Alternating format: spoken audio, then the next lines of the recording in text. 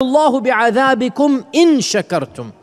If you believe in Allah and are thankful to Allah, what will Allah gain by the pain and suffering that you have? Which means, brothers and sisters, one of the main purposes of pain is for a higher cause. And the higher cause is for us to recognize Allah subhanahu wa ta'ala and to turn to Allah and to worship Allah subhanahu wa ta'ala. In other words, one of the greatest wisdoms of anxiety, of mental grief, of physical pain, is so that we rediscover the importance of Allah and of prayer to Allah and of dua to Allah and of calling out to Allah subhanahu wa ta'ala. If you think about it, subhanallah, when is your dua the most powerful and strong? When do you raise your hands with the utmost khushu' and humility? It is when you are in grief, when you're in tragedy, when you're in pain, when your loved one is sick, when some grief and calamity happens. That's when your hand raises up to Allah, and from the depths of your soul you make dua to Him.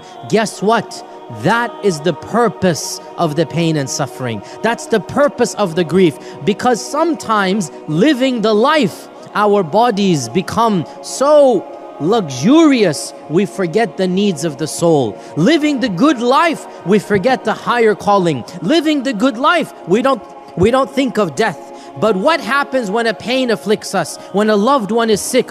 All of a sudden we start thinking of the akhirah, of Allah subhanahu wa ta'ala, and therefore our ruh, our soul reaches out to Allah. As the Quran says, when a calamity touches mankind, وَإِذَا مَسَّ الْإِنسَانَ الضُّرِّ, He starts praying to us, standing, sitting and lying down. He makes dua to us. As the Quran says, when they're about to drown in the ocean, they remember us and they make dua sincerely. As the Quran says, when any type of grief hits mankind, He remembers us. When the grief goes away, He turns away and forgets about us. Over a dozen verses in the Quran, over a dozen verses that when you are in calamity and tragedy, you turn to Allah. Now I want to be very clear here, listen to this carefully.